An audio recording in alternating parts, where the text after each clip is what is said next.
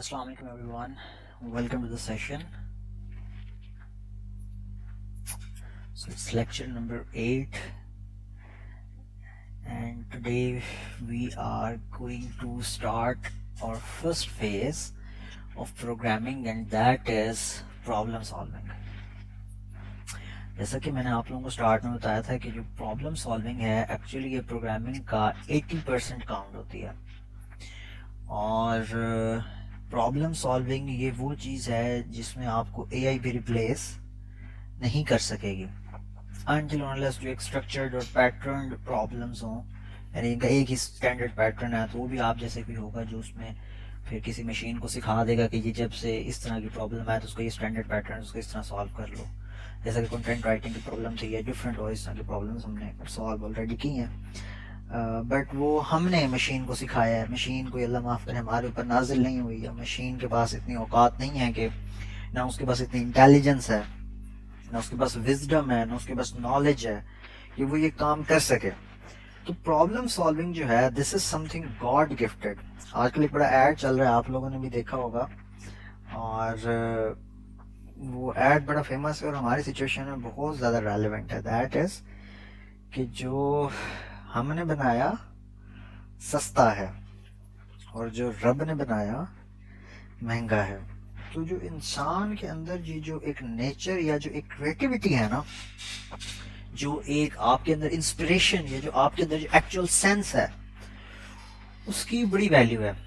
और फिर जिस इंसान में अगर हो मतलब शुक्र अल्हम्दुलिल्लाह बाकियों से थोड़ा सा ज़्यादा हो वो तो फिर एक्सेप्शनल है और उसकी फिर कदर व कीमत बाकियों से भी बढ़ जाती है। इसलिए कहा जाता है कि common sense is not so common. तो common sense is not so common, इसकी बुनियादी जो बात है, जो वजह है वो यही है।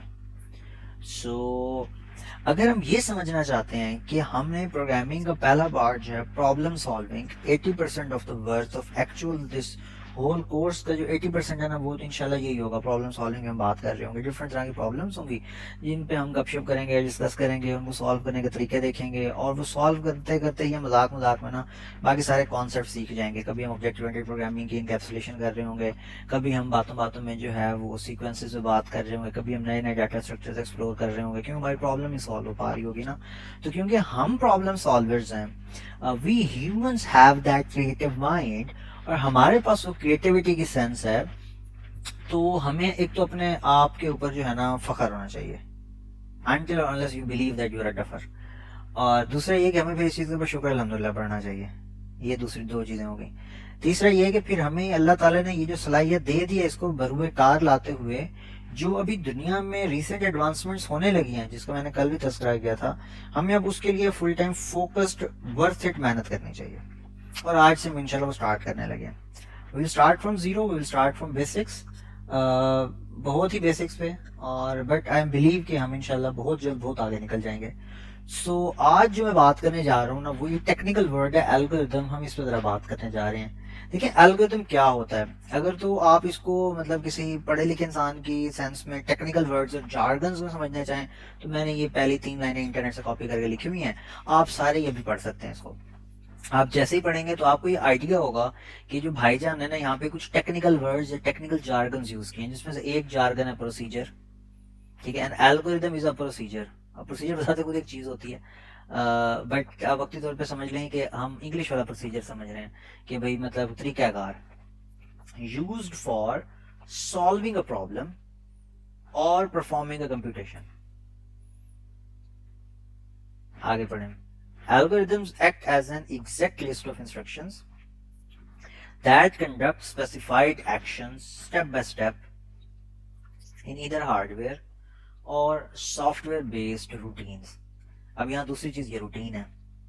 तो वक्ती तौर पे आपने ये समझना है कि फंक्शन जो मैंने आपको बताया था ना जिसमें सेट ऑफ इंस्ट्रक्शंस थी, इकट्ठी हो जाती थी और वो कोई एक स्पेसिफिक काम कर रही होती थी और हम उनको एक तरफ लिख देते थे, जब भी कोई होता था उसको उनके एक नाम रख देते थे फंक्शन का और उस फंक्शन के नेम से उनको कॉल कर लेते थे। तो अभी वक्ती तौर पे समझने के लिए आपने ये समझ लेना है कि प्रोसीजर भी वही फंक्शन ही है, ये उसका दूसरा नाम है, और ये जो रूटीन है ये भी उसी का दूसरा नाम है। अब ना ये टेक्निकल डेफिनेशन मुझे पता है समझना जरा मुश्किल होता है, खासतौर पर जो नए प्रोग्रामर्स हैं, इसलिए ना अब मैं अपने वाली डेफिनेशन दे रहा हूँ जो आपको पता है मैं हमेशा आप लोगों को देता भी हूँ कि बिल्कुल सादा जो मेरी तरह के बिल्कुल मुतवसत तबका, मिडिल क्लास, उर्दू पढ़ के आए हो, मतलब उस तरह के बंदे को भी समझ आ जाए। एल्गोरिदम ये होता है कि भाई आप 4, 5, 6, 10, 15 जितने भी रिक्वायर्ड हों, आप उन स्टेप्स के अंदर, जितने रिक्वायर्ड हों, आप उन स्टेप्स के अंदर कोई ऐसा सोल्यूशन लिखें कि अगर वो सीक्वेंस में फॉलो किया जाए जैसे आपने लिखा था, जैसे आपने लिखा था, तो जिस प्रॉब्लम के लिए आपने वो सोल्यूशन लिखा था वो हल हो जाए। तो इसको हम क्या कहेंगे? एल्गोरिदम कहेंगे। यानी अगर प्रॉब्लम ये दी जाए, अगर प्रॉब्लम ये दी जाए कि आपने बाजार से जाके दही लेके आनी है, तो इसका जो आप स्टेप बाय स्टेप सोल्यूशन लिखेंगे, ठीक है, स्टेप बाय स्टेप, कि अगर वो एग्जैक्टली फॉलो किया जाए और दही घर में आ जाए और सालन पकाने में इस्तेमाल हो सके, तो आपने वो प्रॉब्लम सॉल्व कर दी। और जो स्टेप बाय स्टेप आपने इंस्ट्रक्शंस लिखी थी ना, वो एल्गोरिदम है। ठीक है, समझने के लिए ये एक मिसाल काफ़ी होनी चाहिए। इसी तरह से अगर आप में से मेरी तरह कोई चाय पीने का शौकीन है और वो खुद भी, यानी उसको कोई तकल्लुफ़ नहीं होता, दुनिया का हर काम में तकल्लुफ़ हो सकता है सिवाय चाय बनाने के, तो वो फिर ये करे कि चाय बनाने के लिए जाए। अब वो जो चाय बनाते हुए जिन प्रोसीजर से, जिन स्टेप्स को फॉलो करेगा, अब अगर उसको कहा जाए कि प्रॉब्लम इज कि हमें चाय बनानी है, और वो वही जो स्टेप्स फॉलो करते हैं उनको एग्जैक्ट सीक्वेंशियल ऑर्डर में लिख दे कि पहले मैं ये पॉट लूंगा, उस पॉट के अंदर मैं पानी डालूंगा, इतनी क्वांटिटी में पानी होना चाहिए, इतने कप चाय के लिए, और फिर जो है मेरी रेशियो प्रोपोर्शन बता दें, फिर उसके अंदर मैं ये चीज़ ऐसे ऐसे करूंगा, इतनी इंटेंसिटी ऑफ हीट होनी चाहिए, यानी जो भी स्टेप्स हैं वो सारे आप बताते जाएं। So at the end of it अगर चाय बन जाती है तो क्या होगा? यानी आपने जो सोल्यूशन दिया वो सोल्यूशन क्या था? एल्गोरिदम था। अब हम क्योंकि कंप्यूटर के ऊपर प्रॉब्लम सॉल्व करना चाह रहे हैं, तो लिहाजा अब यहाँ पे जो हम सोल्यूशन देंगे वो कौन सा सोल्यूशन होना चाहिए? वो कंप्यूटेशनल सोल्यूशन होना चाहिए, या मैथमेटिकल मॉडल वाला सोल्यूशन होना चाहिए, या ऐसा सोल्यूशन होना चाहिए जिसको मशीन समझ जाए, और मशीन अगर वो कंप्यूटेशन परफॉर्म करे तो हमारा रिक्वायर्ड जो रिजल्ट है वो हमें मिल जाए। अच्छा जी, अब हम ये भी इसी एल्गोरिथम को ही पकड़ के आगे चल रहे हैं। मैं एल्गोरिथम्स के ना कुछ आपको रियल लाइफ एग्जांपल्स इंटरनेट से दिखाने लगा हूँ। आपको पता है मैं खुद बहुत ज्यादा अच्छी अच्छी स्लाइड्स बनाने का शौकीन नहीं हूँ। So let's move on. अब आपने जरा स्क्रीन के ऊपर फोकस करना है, एंड आई एम होपफुल कि आप लोगों को कुछ ना कुछ चीजें अच्छी लगेंगी यहाँ पे। सो हम लिखने जा रहे हैं जी एल्गोरिथम्स, एल्गोरिथम एग्जांपल्स। ठीक हो गया जी? इन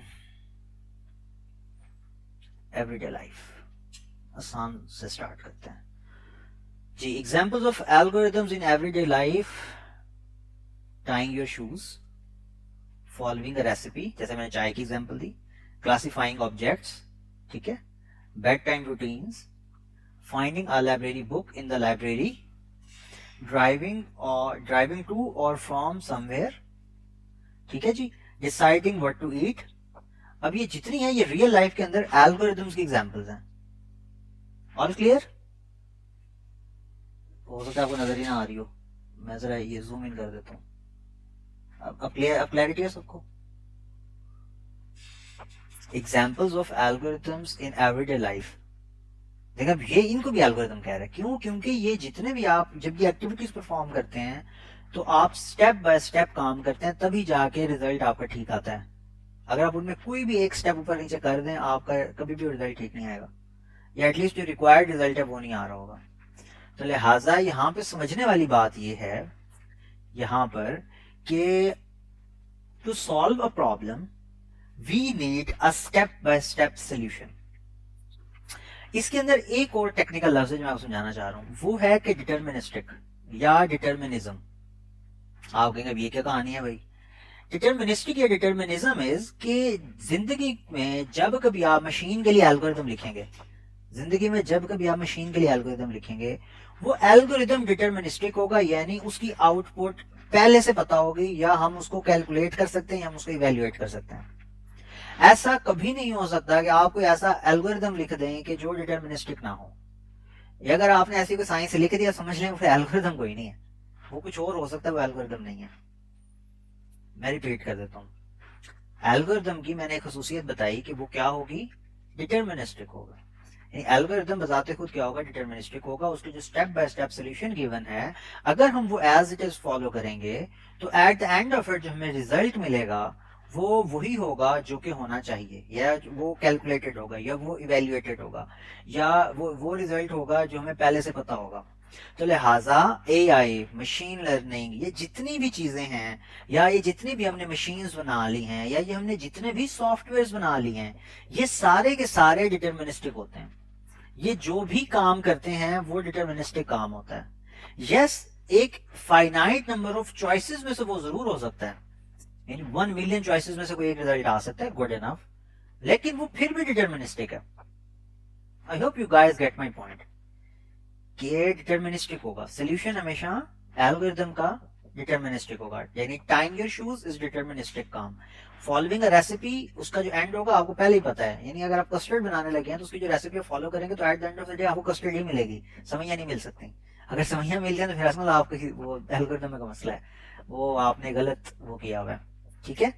तो इसी तरह से अगर आप ऑब्जेक्ट्स को क्लासिफाई कर रहे हैं कि भाई मिसाल के तौर पर आपको मल्टीपल ऑब्जेक्ट्स पड़े थे, पेन, पेंसिल, शार्पनर, रेजर, और आप हर एक को उनकी स्पेसिफिक ब्रैकेट्स बस मतलब बकेट्स में डाल रहे हैं, तो उसमें ये होगा कि अब ये प्रॉब्लम एक स्पेसिफिक प्रॉब्लम है, you are classifying objects and at the end of the day उसको एक स्पेसिफिक रिजल्ट ही आएगा, ठीक है, कि तमाम चीजें सेग्रीगेट हो जाएंगी, अलग अलग हो जाएंगी। एट द एंड ऑफ, जब ये नहीं कह सकते कि नहीं जी वो रिजल्ट ये आया कि पेन खत्म हो गई, गायब हो गई, वाइप आउट हो गए, मतलब ऐसा नहीं हो सकता।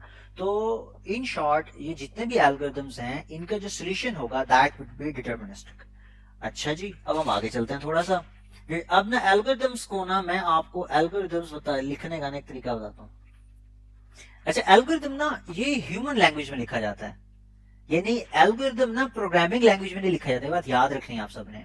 एल्गोरिथम हम इस तरह लिख जरूर सकते हैं कि एल्गोरिथम यानी किसी स्पेसिफिक लैंग्वेज के कीवर्ड्स को हम यूज करें। कीवर्ड्स आपको पता है, हमने पिछले 7 लेक्चर्स में से बहुत ज्यादा बात की है, कीवर्ड्स क्या होते हैं, 5 प्रोग्रामिंग लैंग्वेज हमने कीवर्ड्स भी डिस्कस किए हैं, सारा कुछ आपने देखा हुआ है, और उसको हमने यूज भी करके देखा है, सी के सारा कुछ, और सी की बुक भी आपके सबके साथ शेयर्ड है। तो बताना मैं आपको ये चाह रहा हूँ कि ये तो बहुत ही अजीब सा आया है, कुछ सादा सा निकालते हैं ये। तो अब अगर हम इसको देखें,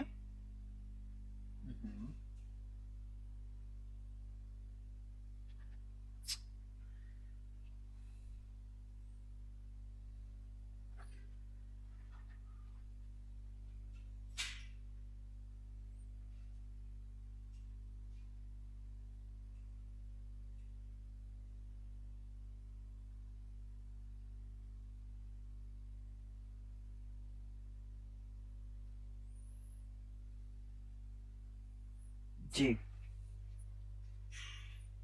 अब ना स्टार्ट किया हुआ लैम्प डज नॉट वर्क, आगे अभी कंडीशन है इफ एल्स क्वेश्चन मार्क, क्या भाई लैम्प प्लग इन, क्या प्लग इन है, पहले बात ये चेक करो। अगर यस है या नो है, दो में से एक बात होगी, एक यस कह हो जा रहा है, एक नो कह हो जा रहा है।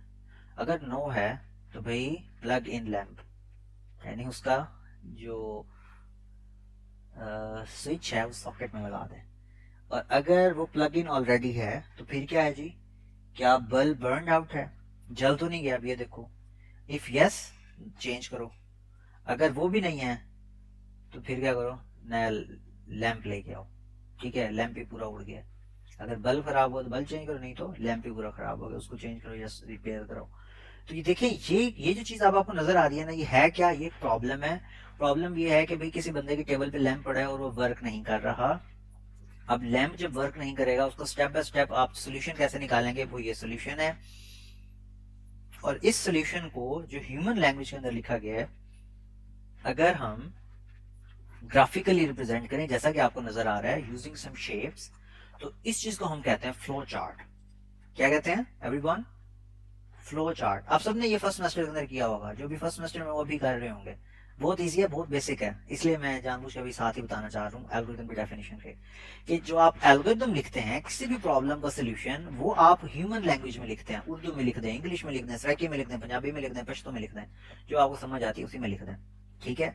अच्छा, आप शॉर्ट हैंड में भी लिख सकते हैं इवन, बस ये है कि जिसको भी दिखाना हो, चेक करने वालों इसे नंबर देने हो, अगर आप एग्जाम में या आप डिग्री कर रहे हैं तो उसको समझ आ रही हो, ये ना उसको समझ भी ना है फिर नंबर को नहीं देगा।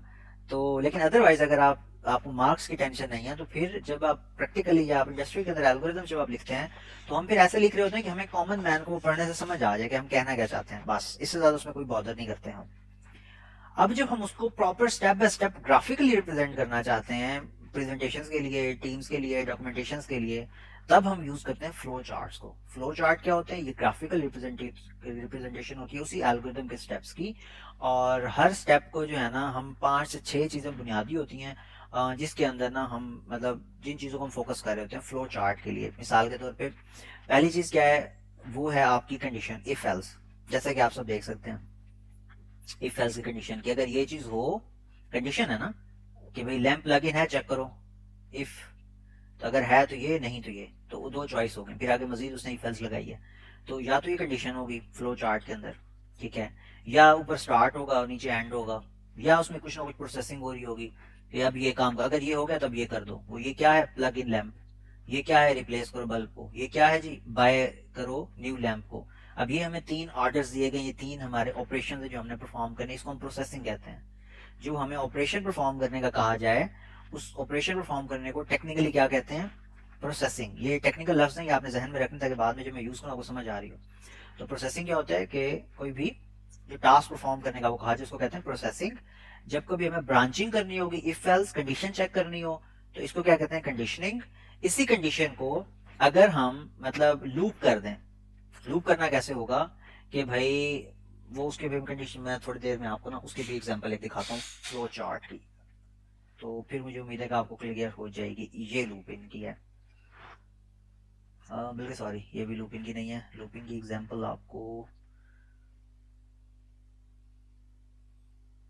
क्या बात है, लूप की एग्जांपल ही नजर आ रही।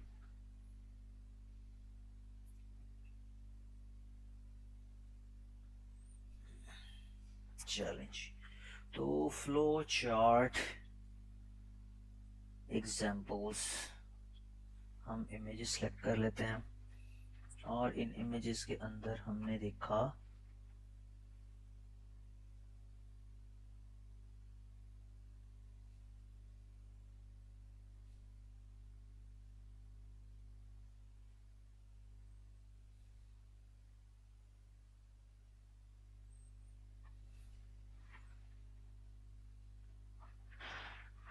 तो ये इमेज मैंने राइट साइड पे ओपन की हुई है, तो ये सबको क्लियर नजर आ रही है।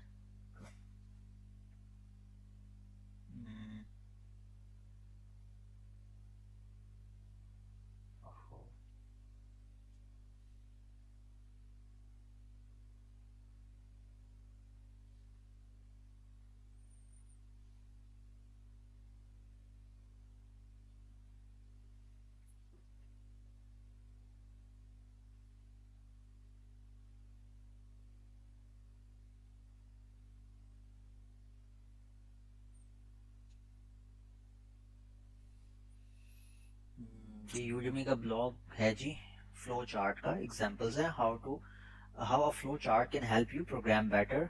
और इस हवाले से ये जो इन्होंने गिवन किया है डिफरेंट, तो आप यहाँ से देख सकते हैं। आई एम प्रीटी श्योर कि ये चीज़ आपको आसान लगेगी। इन्होंने कहा कि C program and flow chart to find the sum of first 50 natural numbers. I think ये प्रॉब्लम है कि पहले 50 जो हमारे नेचुरल नंबर हैं उनको हमने सम लेना है। ऑल्दो ये बड़ा विजुअली शायद आपको एकदम बहुत अच्छा क्लैरिटी से नजर ना आ रहा हो, but I will try to explain it. तो फर्स्ट लाइन को कहता है स्टार्ट करो, ये एक सिंबल हो गई इसकी। दूसरी में क्या कह रहा है? सम इज इक्वल टू 0, यानी प्रोसेसिंग कर रहा है और उसमें वैल्यू साइन करवा रहा है। फिर n इज इक्वल टू 0, ये दूसरा कंटेनर उसने बनाया, उसमें उसने वैल्यू साइन कर दी। फिर तीसरा कंटेनर बनाया, तीसरा कंटेनर ये प्रोसेसिंग ही हो रही है कि n is equal to n plus 1। फिर क्या करो? Sum is equal to sum plus n। और फिर क्या करो? Is n is equal to 50, क्या n 50 के बराबर हो चुका है? अगर नहीं है तो इसमें एक और ऐड कर दो और फिर इसको सम में ऐड करो, फिर भी नहीं है, फिर ये करते रहो। तो देख रहे हैं ये जो कंडीशन है ना, कंडीशन के बाद लूप बार बार ये कि सर्कल कर रहा है, इस को हम कहते हैं लूपिंग। क्या कहते हैं? लूप करना। ऑलरेडी आप पढ़ चुके हैं while loop, for loop, do while loop, but मैं दिखा रहा हूँ कि फ्लो चार्ट के इसको कैसे रिप्रेजेंट किया जाता है।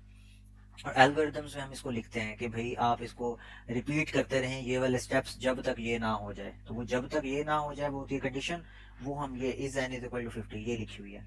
और वो क्या करते रहे? n is equal to n plus 1, sum is equal to sum plus n। ये दो स्टेप्स हैं जो हम बार बार करते रहेंगे करते रहेंगे करते रहेंगे जब तक हमें रिक्वायर्ड रिजल्ट ना मिल जाए। जैसे ही मिल जाए is n is equal to 50, 50 तक हो गया, प्रिंट करा दें सम को, यानी 50 के 50 सम हो चुके हैं। All okay everyone? Start, sum is equal to 0, n is equal to 0, n को एक बढ़ा दो, सम के अंदर n को ऐड कर दो, n अगर 50 नहीं है तो क्या करो? फिर दोबारा ये स्टेप्स कर दो। अब ये बार बार आप करते रहेंगे, कब तक करते रहेंगे, जब तक 50 हो नहीं जाता। तो फ्लो चार्ट ये है, ठीक है। और ये स्टेप बाय स्टेप सोल्यूशन है पहले 50 नंबर को जमा करने का, तो इसको हम कहेंगे ये एल्गोरिदम है। और ये एल्गोरिदम को लिखने का तरीका क्या है, फ्लो चार्ट। आप हैंड रिटन में भी लिख सकते थे, आप फ्लो चार्ट के फॉर्म में भी लिख सकते हैं, ठीक है। ये बात सबको क्लियर हो रही है, इसमें कोई प्रॉब्लम तो नहीं है। आगे चलते हैं, छोटी सी और प्रॉब्लम यहाँ देखते हैं, इफ देयर इज समथिंग। देखें अभी इसमें कोड लिखा हुआ है सी के अंदर, सी का कोड आप सबको आता है, ये हमने उस दिन किया था कि मेन के अंदर int sum is equal to 0। अब इंट क्या है, container, sum is equal to 0 as n is equal to 0, i को वैसे असाइन कर दिया, आई इज इक्वल टू 1 को रख के उसने लूप चला दिया, फॉर लूप, इधर हमने प्रिंट करा दिया कि पहले 50 नेचुरल नंबर ये है। और परसेंटेज टी का मतलब स्पेसिफायर है कि आगे इंटीजर है, और एल डी होता तो लॉन्ग। याद आता है जिन लोगों ने सेशन लिया था, ये एक्टिविटीज हम सबने की हुई है ना जी। आप जो लूप लगाना चाहें लगा सकते हैं, इन्होंने फॉर लूप लगाई, आप वाइल भी लगा सकते हैं, आप डू वाइल भी लगा सकते हैं, दोनों लगा सकते हैं, बट लूप लगेगी इन शॉर्ट। अच्छा जी, C program to find the factorial value of a number. Factorial पता है सबको, मैथ तो पढ़ी है ना सबने भाई, BS नहीं पहुंच गए। फैक्टोरियल क्या होता है, किसी भी नंबर का फैक्टोरियल। मैथ के लोग हैं इधर, बताएं जरा हमें फैक्टोरियल क्या होता है। फैक्टोरियल ये होता है कि जो भी नंबर हो, ठीक है, मिसाल के तौर पर 10, तो factorial means 10 multiplied by 9 multiplied by 8 multiplied by 7 multiplied by 6 multiplied by 5 multiplied by 4 multiplied by 3 multiplied by 2 और फिर मल्टीप्लाइड बाय 1। जीरो से मल्टीप्लाई नहीं करना, वरना सारा जीरो हो जाएगा। तो वेरी गुड अलीजान, यही फॉर्मूला है।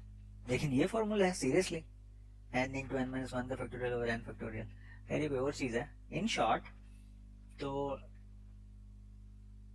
जी, तो इन शॉर्ट ये कि भाई कोई भी नंबर हो, अगर आप उसका फैक्टोरियल लेना चाहते हैं तो उसका मतलब यही होता है कि भाई उससे नीचे अनटिल और अनलेस जीरो, मतलब 1 तक, उस नंबर से 1 तक जितने भी नंबर हम सबको अगर आपस में मल्टीप्लाई कर दे तो जो नंबर आएगा वो उस नंबर का फैक्टोरियल होगा। इस तरह से 5 का फैक्टोरियल लें तो 5 इंटू 4 20, 20 इंटू 3 60, 60 इंटू 2 120 इंटू 1 120। तो अगर 5 का फैक्टोरियल लेंगे तो आंसर क्या आएगा 120। 6 का फैक्टोरियल लेंगे तो आंसर क्या आएगा 5 का फैक्टोरियल मल्टीप्लाइड बाय 6। बात समझते हैं ना सब। 7 का फैक्टोरियल क्या होगा 7 मल्टीप्लाइड बाय 6 का फैक्टोरियल। 8 का फैक्टोरियल क्या होगा 8 मल्टीप्लाइड बाय 7 का फैक्टोरियल।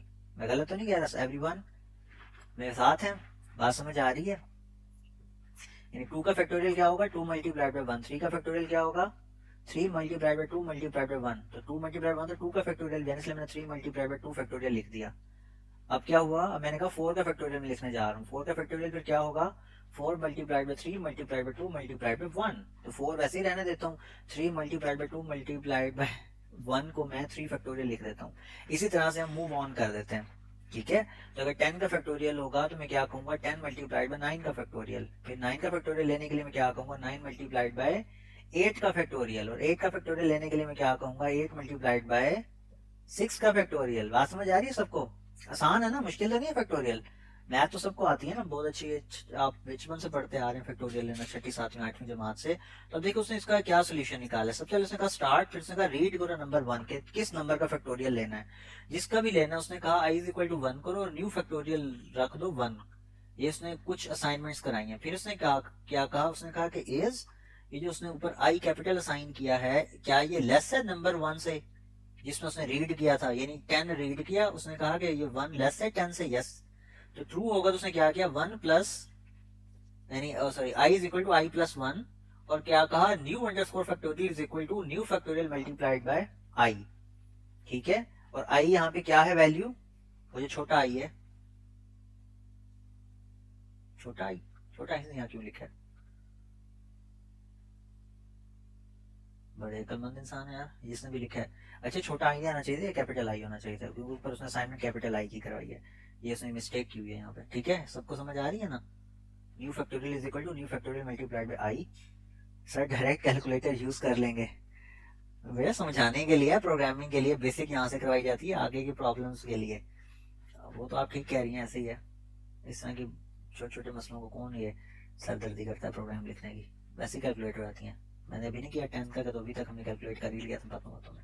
तो flow chart for if statement in Java वो ये होता है कि आप एक्सप्रेशन को टेस्ट करते हैं, नो हो तो आप इधर आ जाते हैं और यस हो तो बॉडी ऑफ इफ में आ जाते हैं। ये क्या उसने बोंगी मारी हुई है, यहाँ भी गलती की हुई है, ये जो एरो इसने ऊपर लगाया ना ये एग्जिट में आना चाहिए था, गलत है यार। ये यूट्यूब के ब्लॉग्स ना पढ़ा करें, आधे गलत हैं। और आप में से यूट्यूब पे जितने लोग ट्रस्ट करते हैं ना, पैसे ना जाया कीजिएगा इधर जाके, वहाँ कोई और देखते हैं।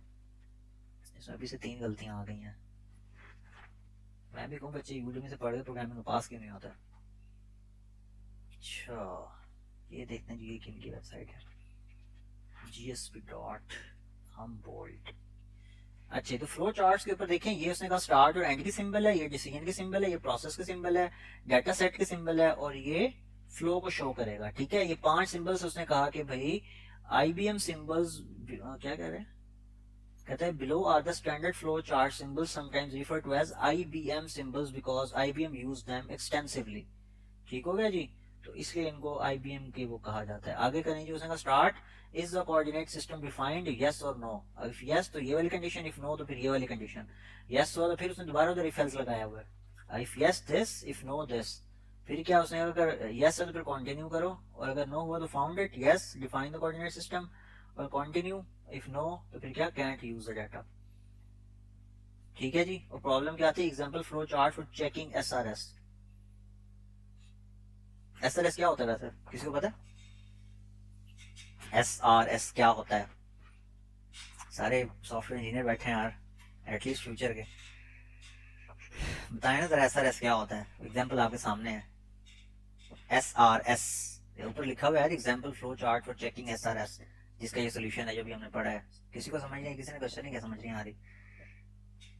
Very good, software requirement specification. बाकी किसी को पता था या गूगल की है अली? एनीवेज, चाहे गूगल भी किया हो, गूगल मैं खुद भी कहता हूँ, तो अच्छी बात है आज आपको ये सीखने को मिल गया कि पता होना चाहिए। कोर्स था जबरदस्त यार। तो सॉफ्टवेयर रिक्वायरमेंट स्पेसिफिकेशन का कोर्स में उन्होंने क्या पढ़ाया, क्या रिक्वायरमेंट्स गैदर करते हैं क्लाइंट के साथ। अगर आपको बिठा दें और हम आपको कह दें कि क्लाइंट चाहता है कि स्मार्ट होम्स की वो हैवी किस्म की एप्लीकेशन बनाना चाहते हो, आपने उससे रिक्वायरमेंट्स सेट करनी है, तो कैसे करेंगे। एनीवेज, इस तरह के मैं क्वेश्चन आप लोगों से एंड पे आखिरी 10 लेक्चर में पूछूंगा, तो जहन रखना है, आपने जहन में रखिएगा ये सारी बातें, तब प्रैक्टिकल काम होगा। अभी बातें चल रही है ना, कहानियां। अच्छा, example flow chart for projecting data. क्या जी, कहता स्टार्ट करो, is the data in the desired SRS, software requirement specification का डॉक्यूमेंट है। अच्छा, ये SRS डॉक्यूमेंट होता है, ठीक है, SRS कोर्स नहीं होता। इंटरव्यू में पूछोगे तो उसको ये ना कहेगा मेरा कोर्स था। ये SRS डॉक्यूमेंट होता है, जब आप प्रोजेक्ट से काम करने लगते हैं ना, तो वहाँ पे वो डॉक्यूमेंट आप एक प्रिपेयर करते हैं जो उस सॉफ्टवेयर की रिक्वायरमेंट से रिलेटेड होता है। और सबसे पहले जब हमने उसका प्रोटोटाइपिंग करनी होती है, डिज़ाइन करना होता है, वायर फ्रेमिंग का काम करना होता है, वो सारा इस SRS के मुताबिक होता है। और जब वो प्रोजेक्ट स्पॉन्सर भी पैसे जैसे ओके करता है, या जितना भी ये लेन देन चल रहा होता है, या जो चीज़ें हमारी क्लाइंट के साथ कमिटमेंट होती हैं वो इस SRS के मुताबिक हो रही होती हैं। कुछ चीज़ें और भी इसमें ऐड होती हैं, बट ये मेन डॉक्यूमेंट होता है, one of the most important document होता है। ठीक है, इसलिए ये आपकी यूनिवर्सिटी ने इसको पढ़ाया होगा। तो ये कौन सी यूनिवर्सिटीज हैं जो ये आपको पढ़ा रही है? Simple flow chart.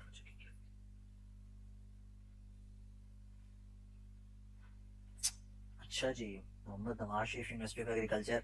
बच्चे तो यार उसकी बुराइयां करते नहीं थकते, आप कहना बड़ा अच्छा पढ़ा रहे हैं यार। ये आपने सिर्फ ये कहा है कि बस पढ़ाया है, ये नहीं बताया कि अच्छा पढ़ाया है बुरा पढ़ाया है। एनीवेज, डिसीजन प्रोसेस डाटा जी, तो ये देख रहे हैं जी। उसके बाद ARC map model builder example उन्होंने दी हुई है। फिर उन्होंने आगे क्या दी हुई है, अपना नॉलेज जरा टेस्ट करें। तो इस तरह से हमने आज बहुत बुनियादी 2 चीजें देखी प्रॉब्लम सॉल्विंग की। पहली का नाम था एल्गोरिदम, दूसरी का नाम था फ्लो चार्ट। मैंने ये बताया कि एल्गोरिदम क्या होता है। Algorithm step by step instructions लिखी होती हैं। वो इंस्ट्रक्शंस कि अगर आप उनको सीक्वेंशियली फॉलो करें तो जो डिटर्मिनिस्टिक आउटपुट आप एक्सपेक्ट कर रहे हैं वही आए। तो वो जो सेट ऑफ इंस्ट्रक्शंस जो आपने लिखी होती हैं स्टेप बाय स्टेप, तो वो जो एक सोल्यूशन को लीड कर रही हैं, इनको हम क्या कहते हैं, एल्गोरिदम कहते हैं। एल्गोरिदम जो होता है वो आपकी मर्जी है, आप प्रोग्रामिंग लैंग्वेज के कोड की सूरत में लिखें, आप ह्यूमन अंडरस्टूड या अंडरस्टैंडिंग वाली लैंग्वेज में लिखें, आप उर्दू में लिखें, पश्तो में लिखें, इंग्लिश में लिखें, अरबिक में लिखें, जिसमें दिल करता है लिखें। एल्गोरिदम के लिए स्पेसिफिकेशन नहीं होती कि आप उसको प्रोग्रामिंग लैंग्वेज में लाजमी लिखें, ठीक है। अगली बात मैंने ये की कि अगर आप उसी एल्गोरिदम को ग्राफिकली रिप्रेजेंट कर दें कि दूर से फर्स्ट टाइम देखने वाले को भी समझ आ जाए कि भाई ये फ्लो में चल क्या रहा है, सोल्यूशन कैसे वर्क करेगा, सिस्टम कैसे वर्क करेगा, पहले ये होगा फिर ये होगा फिर ये होगा, अगर ये चीज होगी तो उसमें ये चीज ऐसे ऐसे हो रही होगी, ग्राफिकली इसको अगर आप रिप्रेजेंट करवा दें तो फिर उसको हम क्या कहते हैं, उसको हम फ्लो चार्ट कहते हैं। और फ्लो चार्ट के लिए जो मेन 5 उसके सिंबल्स है ना, वो ये आपके सामने है। स्टार्ट, एंड, कंडीशन, कंडीशन के थ्रू ही हम लूप लगा देते हैं, ठीक है। फिर क्या है, प्रोसेस एंड डाटा सेट, या जहां पे हम डाटा की असाइनमेंट वगैरह कर, जैसे यहाँ स्टार्ट में हमने देखा उसने नम इज इक्वल टू 0 किया हुआ था, या उसने सम इज इक्वल टू 0 किया हुआ था, या इस तरह के जो होते हैं, या आई की असाइनमेंट कराई हुई थी। ओके हो गया, यहाँ तक सबको बात क्लियर है? अभी तक हमारी जितनी कहानी हमने की है 35 मिनट बात गपशप में हमने लगा दी है, तो ये बुनियादी अगर 3 बातें आज ना क्लियर हुई तो अगले कोई लेक्चर क्लियर नहीं होगा, फिर कहानियां ही होंगी सारी, आप सुनते रहेंगे, उदास होते रहेंगे, पता नहीं क्या पढ़ाई जा रहे हैं।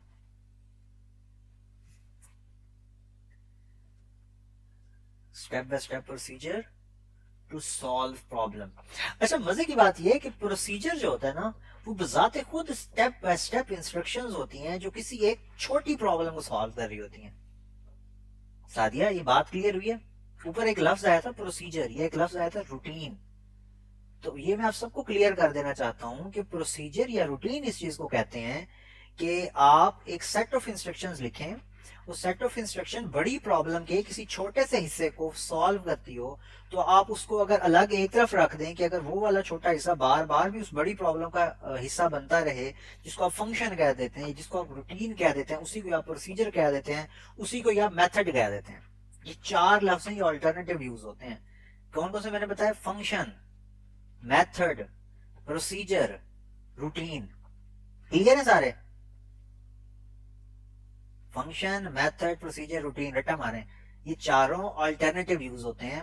और इनका मकसद मतलब क्या होता है कि भाई एक सेट ऑफ इंस्ट्रक्शंस जो एक बड़ी प्रॉब्लम का एक छोटे से हिस्से को सॉल्व करते हो, या किसी एक्शन को परफॉर्म करने के लिए एक छोटा सा सेट ऑफ इंस्ट्रक्शंस जो हम अलग से लिखते हैं, तो उनको उनके ये मुख्तलिफ नाम है। फिर डिफरेंट सिचुएशंस के अंदर हम इनको डिफरेंट नाम दे रहे होते हैं, मतलब सबका सेम है।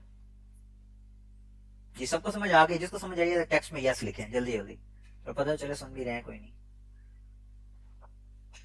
ज़ोआ Fatima good, Umaima good, Alizain good, Rida good, Ali good, दोबारा रिपीटेटिव। अच्छा, और बाकी इसको समझ आई है? 4 समझ आ गई, सबा को आ गई, ठीक है। फैज को भी आ गई बात समझ, गुड। सादिया को भी समझ आ गई, तहरीम, कंदील, रफीक साहब, फातिमा, गुड। सो तकरीबन सबको, if I am not wrong, algorithm की समझ आ गई, स्टेप बाय स्टेप सॉल्यूशन, उसको ग्राफिकली रिप्रेजेंट करना, flow chart, procedure, function, method, routine, ये चारों सिनोनिम वर्ड्स हैं और ये छोटी प्रॉब्लम को सॉल्व करते हैं। या किसी एक्शन को, जब हम उसका एक्शन एक स्पेसिफिक होता है, एक्शन जो हम परफॉर्म करते हैं उसकी जो इंस्ट्रक्शन होती हैं उसको हम ये कह रहे होते हैं, ठीक है। तो I think we are clear about this. Okay जी, अब हम वी मूव बैक, ओके हम मूव बैक नहीं करते, इधर ही हम आगे चलते हैं। हम ना अब क्या करते हैं, अब हम ना कोई बहुत बेसिक प्रॉब्लम, बेसिक प्रोग्रामिंग के ना क्वेश्चंस देखते हैं, ठीक है, जो आपको बहुत बेसिक लेवल के आने चाहिए। Top 40 coding interview question you should know. अब देखते हैं क्या बताता है भाई की रिसर्च होगी, देखते हैं सिंपली लर्न वालों ने किया है। और ये कहानी है, दफा करो, प्रोग्रामिंग की हमें प्रॉब्लम चाहिए थी, interview questions, interview questions, interview questions, और इंटरव्यू में मुझे इंटरव्यू थोड़ी देना यार, प्रैक्टिस प्रॉब्लम्स, ये चीज जो है ना शायद हमारे काम की हो। हमें लिखना चाहिए था प्रैक्टिस क्वेश्चंस, तो शायद यहाँ से मेरे को अच्छा मिल जाता डाटा। तो जी ये टाइटल है जी रिकर्सिव फंक्शन का, और इसका लेवल है मीडियम। आप सब देख सकते हैं 30,175 लोगों ने इसको सॉल्व किया है। एवरेज टाइम सॉल्व करने का है 20 मिनट। अभी हमारे पास 20 मिनट है, तो आज हम ये रिकर्सिव फंक्शन की प्रॉब्लम अगर मिलकर सॉल्व कर लेते हैं और आप सबको समझ भी आ जाती है, इसको मतलब है कि हम जीत गए, ठीक है। हम और कुछ नहीं कर रहे आज, फैक्टोरियल आप सबने कर लिया ऑलरेडी, ठीक है। रिकर्सिव फंक्शन क्या होता है पहले ये समझ लें। What is a recursive function? क्या होता है जी recursive function? Question mark everyone. Function का पता ना सबको, फंक्शन क्या होता है?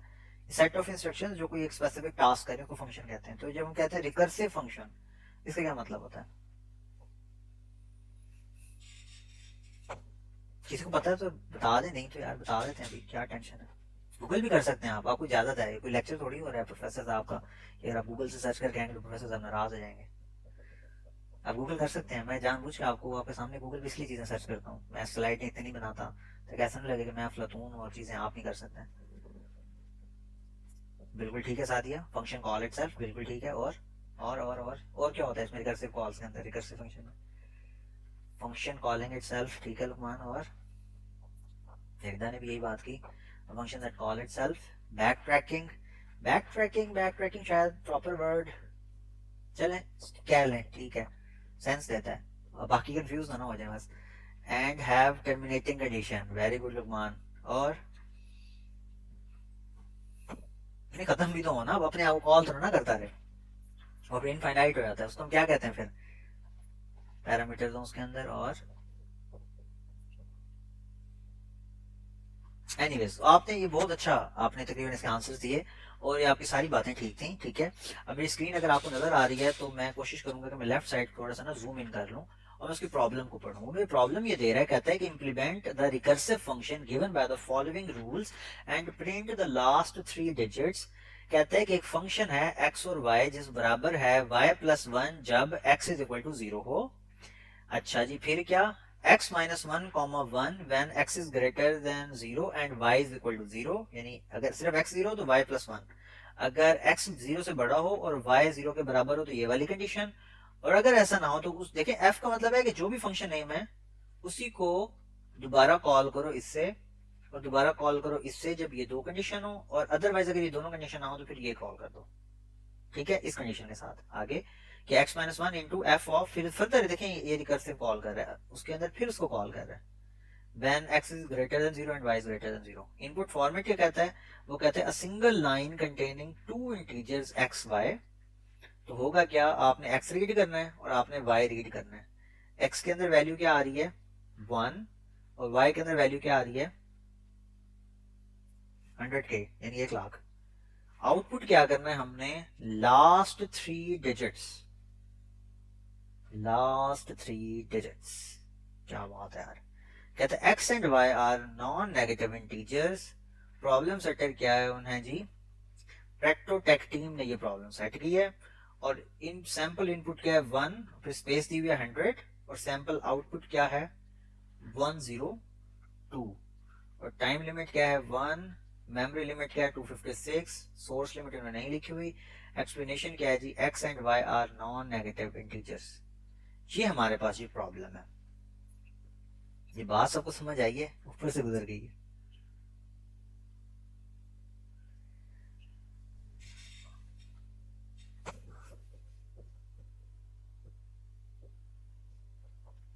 देखिए स्टैंडर्ड टाइम है, लोग 20 मिनट में इसको सॉल्व करते हैं, मीडियम लेवल की प्रॉब्लम है। आप मुझे बताएं आप लोग इसे कितनी देर में सॉल्व कर सकते हैं? अगर हम सारे मिल के इसको सॉल्व करें, हम तो 2 मिनट में कर लेना चाहिए यार हमें, अनटिल हम गूगल से इसका सोल्यूशन ना देखें जी। वो कहते हैं कि जी रीडिंग इनपुट फ्रॉम stdin, ठीक है, stdin से उसने नंबर में जो है ना इनपुट उसने ले ली। अच्छा हम ये करते हैं, हम करते हैं कि भाई दो नंबर है ना, sample input 1 and sample input 100। हमने कहा यार इंट num1 num2, हमने ये दो नंबर असाइन करा दिए, ठीक है। और फिर हमने क्या कहा, हमने यही वाली इंस्ट्रक्शन कॉपी की जो इस भाई ने दी हुई है हमें, और इंस्ट्रक्शन क्या है कि भाई हमने रीड किया किसको? सबसे पहले num1 को, और फिर हमने क्या किया, हमने रीड किया num2 को। बात समझ आ रही है ना सबको?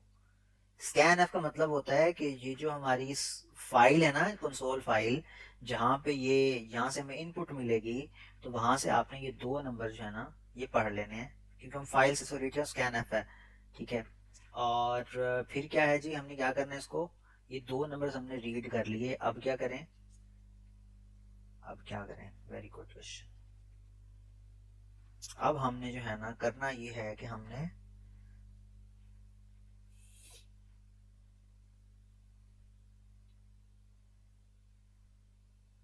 लास्ट 3 डिजिट प्रिंट करवाते हैं।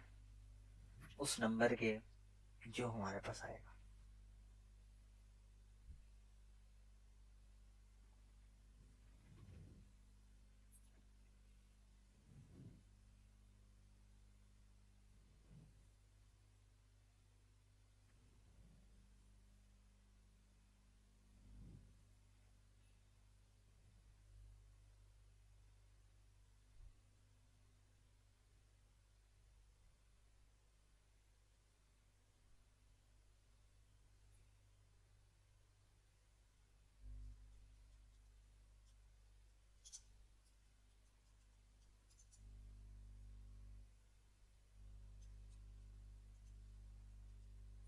अच्छा, मैं अब ये जो काम करने लगा हूँ ना, तो आई एम प्रिटी श्योर कि आप दोस्त सबको ना ये बहुत जल्दी समझ आ जाएगा।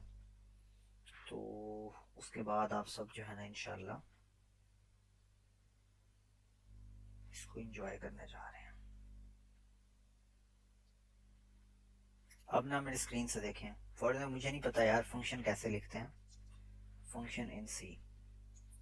अब मैंने क्या किया, मैं गूगल पे गया, गूगल मुझे एक वेबसाइट आई, प्रोग्रामर्स एक आई ये, तो मैंने कहा कोई भी आ जाओ। मैंने प्रोग्रामर्स का ये कोड ओपन किया, इन्होंने मुझे बताया कि यार सी का फंक्शन है ऐसे लिखते हैं, वॉइड फंक्शन नेम, उसके अंदर जो पैरामीटर्स आपको चाहिए और ये ब्रैकेट्स। ठीक हो गया, ये तरीका कार है। मुझे कौन सा फंक्शन चाहिए आप सबको पता है, मुझे चाहिए इंट फंक्शन।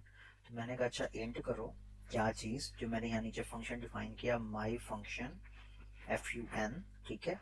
और इसके अंदर क्या होगा, इसके अंदर पहली वैल्यू रिसीव करो इंट a, दूसरी वैल्यू रिसीव करो इंट b, और फिर क्या करो, फिर तुम ये हरकत करो जो अभी मैं तुम्हें बताने लगा हूँ, और रिटर्न करो रिजल्ट, ठीक है। इसको करो मॉड 100 के साथ, ठीक है।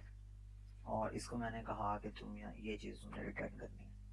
ये बात समझे, रिजल्ट मॉड 100, जो भी आंसर आएगा उसको मॉड करें 100 के साथ, दो आखिरी वैल्यूज आएंगी, और 1000 के साथ करेंगे तो आखिरी तीन वैल्यूज आएंगी। तो अभी तक मैंने ना दो चीज़ें क्लियर कर ली हैं। पहली चीज़ मैंने क्या क्लियर की कि भाई मैंने एक ये नंबर असाइन किया num1। अच्छा मैं दिखाता हूँ यार आप लोगों को, क्लैरिटी हो जाए ताकि आप सबको नज़र आ रहा है बड़ा बड़ा। अब मैं प्रोग्राम कर रहा हूँ आप सबके सामने, प्रॉब्लम सॉल्व, ठीक है जी। तो इस तरह देखें प्रॉब्लम सॉल्व होती है इंटरनेट की दुनिया में। नहीं यार हमें नहीं चाहिए। तो जी, अब हमने करना क्या था, हमने ये करना था कि इफ जो हमारे पास ये दो वैल्यूज आई थी उनके मुताबिक हमने कंडीशन चेक करनी थी कि अगर y का मतलब, अच्छा उसने x और y का है, हम भी x और y लिख लेते हैं ताकि मेरा आसानी हो जाए। इसको x कर लेते हैं और इसको y कर लेते हैं, ठीक है।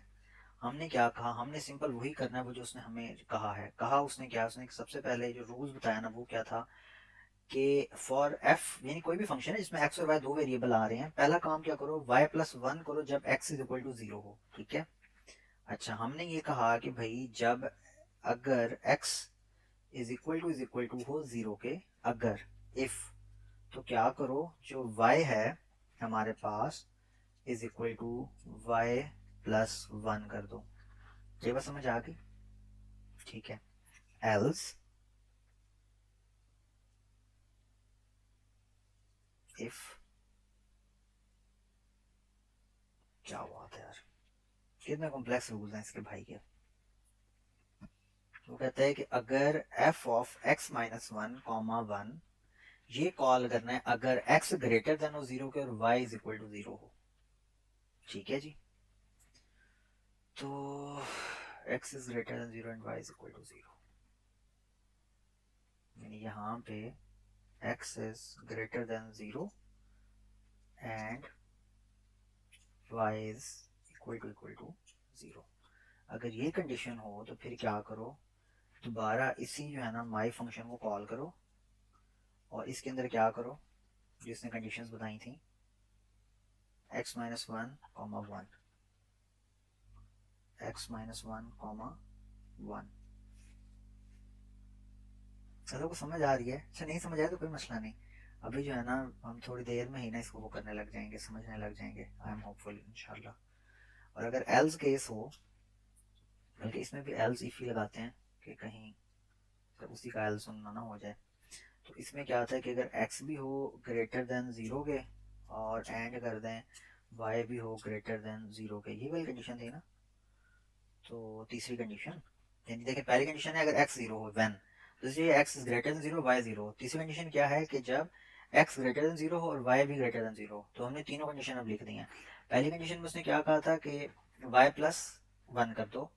अच्छा, दूसरी में उसने क्या कहा कि भाई f कॉल करो x माइनस 1 और 1 के साथ। तीसरी में उसने कहा f कॉल करो x माइनस 1 के साथ, फिर दूसरा करो x minus y x comma y minus 1 के साथ। कंडीशन देख रहे हैं। तो सिर्फ ताकि मेरे सामने रहे इसलिए मैं थोड़ा कम कर रहा हूँ, इसको छोटा कर रहा हूँ ताकि आसानी रह जाए।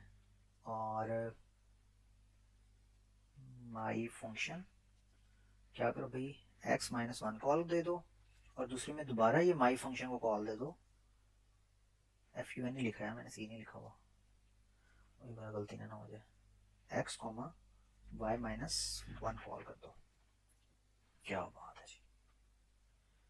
तो अब अगर आप सब इसको गौर से देखें, तीन कंडीशन उसने बताई थी। रिकर्सिव फंक्शन कॉल करो, यानी वही फंक्शन जो बार बार खुद को कॉल कर रहा हो, और करो क्या उसमें ये देखो कि भाई वो फंक्शन जो है उसमें दो वैल्यूज आ रही हैं, एक एक्स है और एक वाई है। और वो जो दो वैल्यूज आ रही हैं उसमें कंडीशन क्या लगानी है। पहली कंडीशन है कि अगर एक्स 0 के बराबर हो तो क्या करो उसमें सिर्फ वाई प्लस 1 कर दो, यानी y is equal to y plus 1। बल्कि एक सेकेंड यार, उसने कहा हुआ है कि रिटर्न कर दो। ये हम गलती कर रहे थे।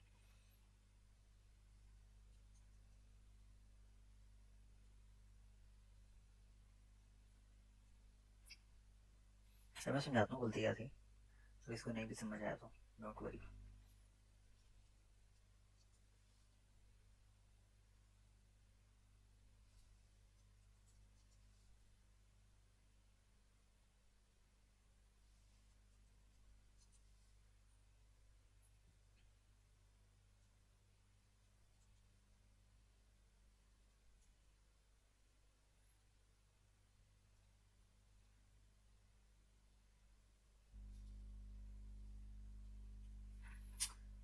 कितने से बाद यार आप लोगों की हिम मतलब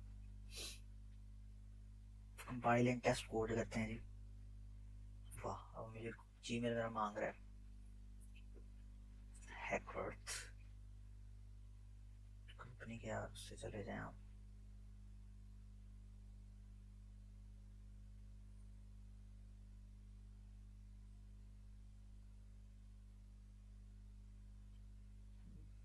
लो जी, कोड ही उड़ गया हमारा।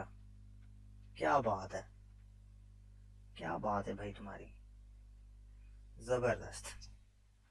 देख रहे हैं सब, ये होता है जब आप इस तरह काम करते हैं। भैया हमें कॉपी कर लेना चाहिए था ना, हमने कॉपी नहीं किया। और हालत चेक करें आप, भाई ने हमारे साथ किया क्या फिर। उसने कहा है कि यार आप जो है ना, आप नॉन सीरियस लोग हो, तो आप जो है ना आप कुछ नहीं कर सकते। और हमने भी कहा यार अच्छा ठीक है, हम दोबारा टाइप कर लेते हैं, तुम्हारी मिन्नतें थोड़ी करेंगे।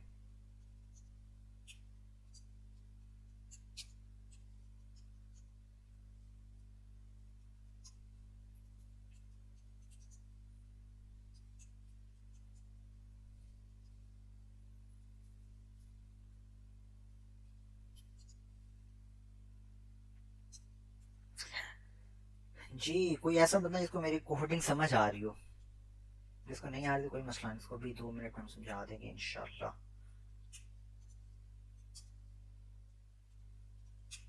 वैसे आप काफ़ी अच्छे अच्छे प्रोग्रामर बैठे हैं, मैं तो शोखियाँ मार रहा हूँ।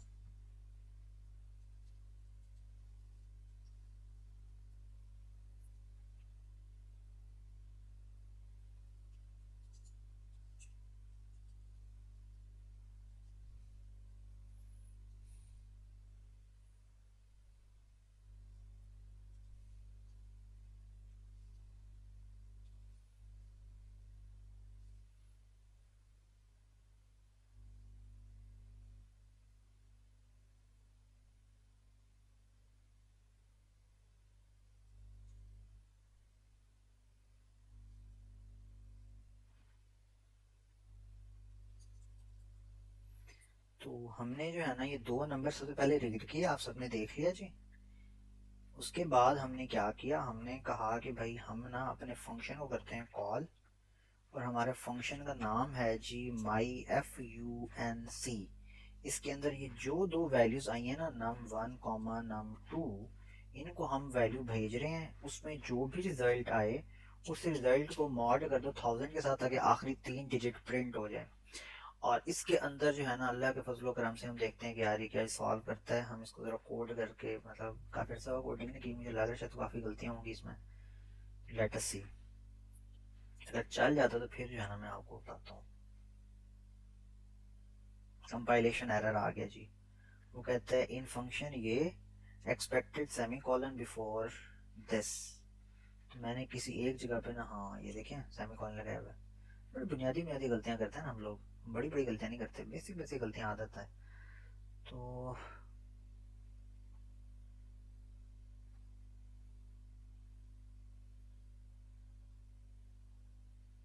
देखें जी, रॉन्ग आंसर। क्यों भाई? टाइम्स हमने कम लिया है, मेमोरी हमने 2 किलोबाइट लिया है, और लैंग्वेज हमने सी यूज़ किया है। इनपुट नंबर इज़ 10T102, और एक्सपेक्टेड करेक्ट आउटपुट भी ये है, हमारी आउटपुट भी यही है। अच्छा, एक्सपेक्टेड इनपुट नंबर इज़ नहीं आना चाहिए, वो सिर्फ वही आना चाहिए जो उनको चाहिए। तो हम वो फिर कर देते हैं, शायद उससे ठीक हो जाए।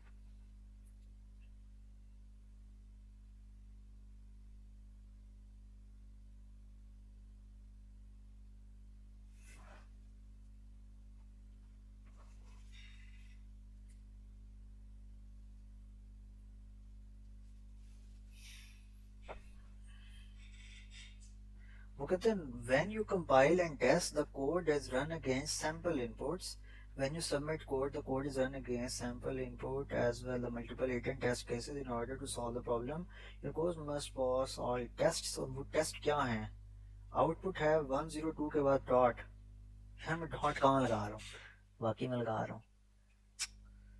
देखिए कितनी छोटी छोटी गलतियां हैं। अच्छा ये अदरवाइज मिस्टेक नहीं, आंसर हमारा ठीक है, लेकिन देखो उसने कितना बारीकी में वो चेक कर रहा है कि वो कहते हैं आउटपुट 102 हो, लेकिन हम जो है उसको 102 डॉट लिख रहे हैं, तो बस वो कर रहा है। अच्छा मैं आप लोग की चैट कुछ देर मैंने नहीं देखी। फंक्शन दैट कॉल्स इटसेल्फ, अच्छा ये तुमने देखी हुई थी नीचे।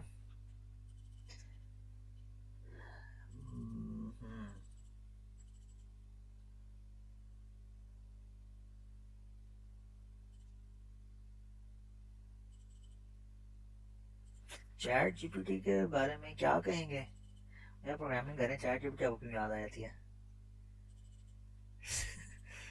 ओके जी, देखिए जी सैंपल टेस्ट केस पास हो गए, शुक्र अल्हम्दुलिल्लाह, और उसने मैं ठीक रिजल्ट दे दिया। और लोग एवरेज टाइम 20 मिनट में करते हैं, हमने कितनी देर में किया है? 5 मिनट में, 7 मिनट, 10 मिनट, जो भी है। सबमिट करें कोड को जी, हिडन टेस्ट केसेस चलाएं जी हमारे आप। वो पार्शली एक्सेप्ट कर रहा है, उसकी रीजन पता है क्या है? वो कहते हैं इनपुट 2 के ऊपर रॉन्ग आंसर है और टाइम लिमिट एक्सीड हो रही है। जब वो हैवी हमें देता है ना, तो हमने उस तरह से इसको सॉल्व नहीं किया कि इसको हम यानी एक टाइम लिमिट के, टाइम बाउंड के अंदर इसको फॉलो करवा पाते, तो पार्शली उसने एक्सेप्ट किया। एंड उस पर उसने एक्सेप्ट कर लिया। तो अब आपने ना समझना ये क्या हो क्या रहा है कहानी, अभी मैं आपको ना बताता हूँ सबको, ठीक है? तो all are with me. I thought की तादाद काफी कम हो गई होगी अभी तक, बोरिंग पार्ट है ना कोडिंग।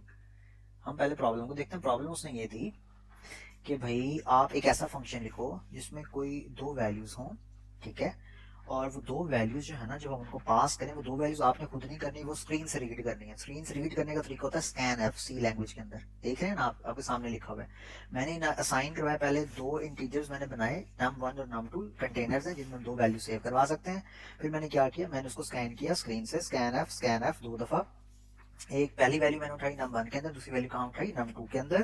फिर मैंने क्या किया, मैंने ना प्रिंट फंक्शन कॉल किया। प्रिंट फंक्शन के अंदर मैंने कहा जो वैल्यू मेरा फंक्शन रिटर्न करेगा उसका मॉड करो 1000 के साथ। अब ये मॉड 1000, ये मैंने तो यहाँ एक ही मिनट में ना इंस्ट्रक्शन लिख दिया ना, मुझे पता था, लेकिन आप में से कितने लोगों को पता है कि मॉड 1000 का मतलब है कि जो किसी भी डिजिट के आखिरी 3 है, रिमाइंडर रिमाइंडर रिमाइंडर जो होगा, रिमाइंडर, हाँ रिमाइंडर लफ्ज है, तो जो रिमाइंडर की आखिरी 3 डिजिट्स हैं बस वो यहाँ पे आने चाहिए। ये बात किसी को पता, सबको पता है? जिनको नहीं पता उनके लिए चलो मैं जरा आसान कर देता हूँ। क्या ऐसा करना चाहिए जिससे ना आप लोगों को यहाँ सही नजर आना शुरू हो जाए? तो तरीका कार ये है, यहीं पे कर लेते हैं। देखें होता ये है कि अगर मैं करता हूँ ना, मिसाल के तौर में, स्क्रीन सबको नजर आ रही है, होपफुल मैं ज़रा जूम इन कर रहा हूँ। तो एक तो मैं स्क्रीन को अभी टच करता हूँ ना, मेरा तंग करता है, वो टाइपिंग पैड ओपन कर देता है स्क्रीन वाला। अच्छा, तो टच स्क्रीन के बड़े नुकसान भी हैं, लोग कहते हैं फ़ायदे हैं। एनीवेज, तो पॉइंट इज कि अगर ना मेरे पास मिसाल के तौर पे ये वैल्यू है 1 2 3 4 5। अच्छा, मॉड 10 का मतलब है कि 10 पे इसको डिवाइड करो, 10 पे इसको डिवाइड करो, और जो चीज़ बच जाए, क्योंकि इस केस में क्या बचेगा, 5 बचेगा, वो आपका इसका रिटर्न होगा। ठीक है। अच्छा, अगर यही 1 2 3 4 5 को मैं मतलब मॉड कर देता 100 के साथ, तो जो आखिरी दो होते हैं ना वो बच जाते हैं। अगर मैं इसी को मॉड कर देता 1000 के साथ, तो यहाँ पे ये बच जाता। अगर मैं इसी को मॉड कर देता इसके साथ, तो ये क्या बच जाता, ये बच जाता। ऐसे ही है। रीजन बीइंग कि देखिए, जब मैं 10 से डिवाइड करता हूँ तो 10 मतलब 10 को फर्स्ट ऑफ ऑल मैं मल्टीप्लाई किससे करूंगा, 1000 से, तो 10,000 बनेगा, उसमें बचेगा 2 3 4 5, फिर भी 10 से डिवाइड हो सकता है, फिर मैं 10 को मल्टीप्लाई करूंगा 200 से, वो 2000 बन जाएगा, फिर बचेगा 345, फिर मैं 10 को मल्टीप्लाई करूंगा 30 से, वो 300 बन जाएगा, फिर बचेगा 45, फिर मैं 10 को मल्टीप्लाई करूंगा 4 से, फिर वो होगा 40, 45 में से -40, आखिर में 5 बचेगा। तो जो रिमाइंडर वर्ड होता है ना, वो हम नहीं इधर लिखते हैं इसके अंदर। तो मैंने ये कहा कि यार, जो मेरा ये फंक्शन वैल्यू बचाएगा, जो भी यहाँ वैल्यू कंप्यूट होके आएगी, उसको आप क्या करें, रिमाइंडर दें 1000 के साथ, क्योंकि 1000 का मतलब है कि आखिरी 3 डिजिट। तो जो लोग न्यू है प्रोग्रामिंग में, उनको ये बात समझ आ जानी चाहिए अभी तक। ठीक है, all clear. This is the reason मैंने यहाँ पे ना ये वाली हरकत की, ये वाली हरकत, यहाँ देख रहे हैं, माई फंक्शन में दो वैल्यूज भेज के जो भी रिजल्ट इसका आएगा वो यहीं पे आएगा, उसको मैंने मॉड ले लिया 1000 सा, ताकि आखिरी 3 डिजिट सिर्फ दिखाओ। अब हम क्या करते हैं, अगला काम फिर ये करते हैं कि हम अब इस फंक्शन में जाते हैं जहाँ पे पहली दफा आई इंस्ट्रक्शन है, यहाँ x एंड y। हमने चेक किया कि क्या x जो है वो 0 है, अगर है तो ये रिटर्न कर दो। अच्छा, इन केस ये 0 नहीं है, जब 0 से बड़ा होगा कुछ, तो उस केस में क्या करो, फिर ये चेक करो कि क्या y 0 है। ठीक है। अच्छा, इस केस को मैं अगर एफिशिएंट करना चाहूँ ना, तो मैं भी आपको एक चीज दिखाता हूँ, मैंने आपको समझाने के लिए चीज लिखी थी। अगर मैं इसको कंट्रोल x कर दूं और मैं यूं लिख दूं कि एल्स, अगर ये केस नहीं है, और तो फिर ये if y is equal to 0, ये चेक करो, अगर हो तो ये कर दो। इसका मतलब है कि x भी 0 होगा तो ये हो जाएगा, x 0 होगा लेकिन y अभी चेक नहीं हुआ, लेकिन y भी अब 0 होगा, तो फिर ये हो जाएगा। इन केस कि ये दोनों नहीं है, ठीक है, तो फिर क्या होगा, यानी अब इफ लगाने की जरूरत ही नहीं है कि अब ना x 0 है ना y 0 है, दोनों ही इससे बड़े हैं, तो अब ये होगा। तो अगर मैं एफिशिएंटली लिखना चाहता ना, तो मैं ये लिखता, मैं समझाने के लिए आपको वो वाला लिखा था, इस वजह से ना मुझे कह रहा था कि पार्शली करेक्ट है, टाइम ज्यादा और ये वो सारा कुछ। तो अब मैं इसको जब सबमिट करूंगा कोड को, तो आप देखेंगे कि इसका कुछ ना टाइम के थोड़ा सा फर्क आएगा। अभी भी नहीं वाह यार, हमें भी शौक मार रहे हैं। वो कहता है टाइम जो है ना 2.0234 सेकेंड ले रहा है, और मेमोरी ले रहा है 628 किलोबाइट, और सी के अंदर जो है ना वो कर रहा है, और अभी भी कुछ चीज़ है जो हमें ना वो कर रही है। एनीवेज, तो इनपुट 1 पे स्कोर 11 दे रहा है, बाकी में 0 स्कोर दे रहा है, कोई फ़ायदा नहीं भाई इसका। क्या चीज़ है जो भी इम्प्रूव हो सकती है आप लोगों के नज़दीक।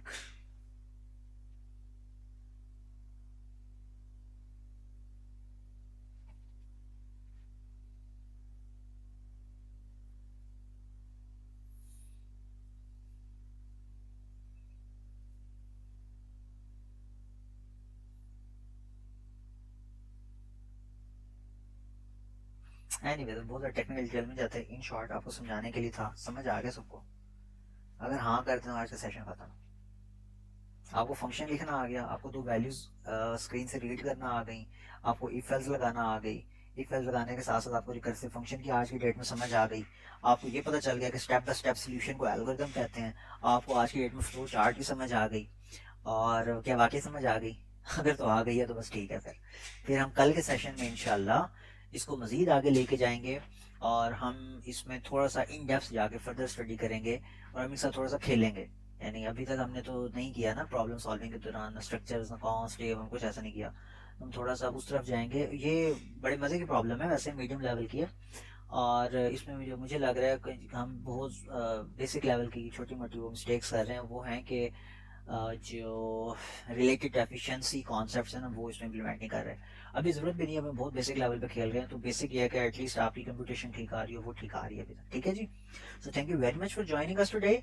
सी you all tomorrow, and hopefully कल जो है हम एक अच्छी रिटेंशन रेट होगा हमारा, और हम जब इसको वाइंड अप करेंगे तो हम सी की बहुत डिटेल्ड अंडरस्टैंडिंग लेके जा रहे होंगे, और कुछ बहुत मज़े मज़े की क्रिस्पी कल कल मेरी कोशिश, कल हम आते साथ ही प्रॉब्लम पे हैं, और एटलीस्ट हम 2 प्रॉब्लम्स को सॉल्व करें मज़े मज़े की, थोड़ा क्रिस्पी होगी, मज़ा आएगा, दिमाग लगेगा थोड़ा सा।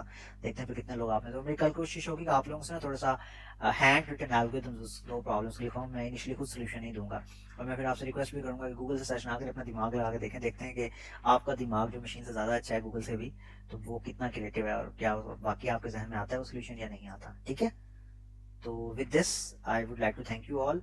बहुत बेहतर होगा अगर आप थोड़ा सी इन चीज़ों को रिवाइज करके आएँ, थोड़ा सा सीख के आएँ, और इन पर थोड़ा प्रैक्टिस करके आएँ, ताकि कल जब हम उसमें बैठे हमें मज़ा आए काम करने में, बोर ना हो रहे हो आप। ठीक है, so that's all from my side. Thank you very much for being here today. अल्लाह हाफिज़।